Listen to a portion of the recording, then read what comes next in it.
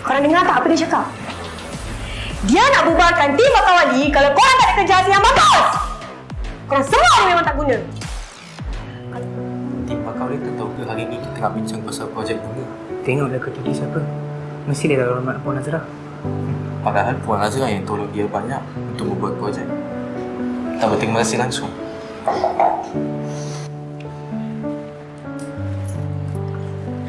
Maaf sebab lambat. Tadi kami tengah settlekan projek data customer. So, kalau semua dah ready, kita boleh start sekarang So, Tuan Loman cakap, tim Bakal Wali dengan tim Seroja akan kerjasama dalam projek bunga. Tapi, I rasa tak perlu kot. Sebab tengok dari sikap tim Bakal Wali ni, I rasa better kita orang buat hal masing-masing. Keputusan dia kita tengok nanti. Okay? Oh ya, by the way Mawar, I dah tak minum kopi. Sekarang ni kan, you dah ada title sebagai Isteri Tuan Lokman. So, if tim Bakal Wali tak kasih hasil yang bagus, I akan gunakan kuasa pengarah untuk bubarkan tim Bakal Wali. Thank you.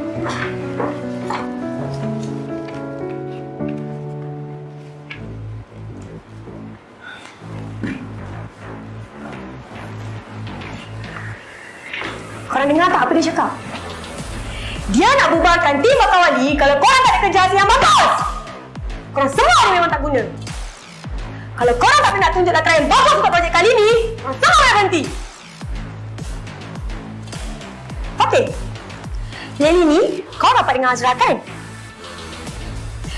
Aku rasa kau patut tahu apa yang kau kena buat. Jangan lupa like, share dan follow Du Drama.